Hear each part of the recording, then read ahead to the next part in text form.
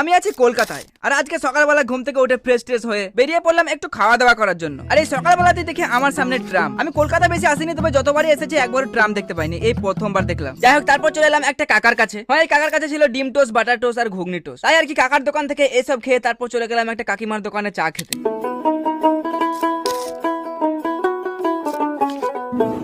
তারপর আর একটু বেলা হতেই আমি চলে গিয়েছিলাম আলিপুর জেল মিউজিয়াম। এই যে ছোট ছোট ঘরগুলো দেখতে পাচ্ছ, এখানে এক সময় বন্দি রাখা হতো আমাদের দেশের স্বাধীনতা সংগ্রামীদের। হ্যাঁ, এই জেলের মধ্যে আমি নিজেকে 1 মিনিটের জন্য বন্দি করলাম, আর মনে হচ্ছিল এই 1 মিনিটেই দম বন্ধ হয়ে মারা যাবো। তাহলে একবার ভেবে দেখো তারা কত কষ্ট করে থাকতো, এবং তাদেরকে দিয়ে এই যে এরকম করে কঠিন থেকে কঠিনতম কাজ করানো হতো। শুধু এটাই নয়, এই যে এরকম করে চাবুক দিয়ে মারা হতো। তারপর আমরা চলে গেলাম ফাঁসির মঞ্চে, যেখানে হাসতে হাসতে প্রাণ দিয়েছিলেন কত শত বিপ্লবী। আর এই ফাঁসির জায়গাটা সামনে থেকে দেখার পর যে কেমন একটা লাগছিল সেটা তোমাদেরকে বলে বোঝাতেও পারবো না। একবার বিদায় দে মা, ঘুরে আসি।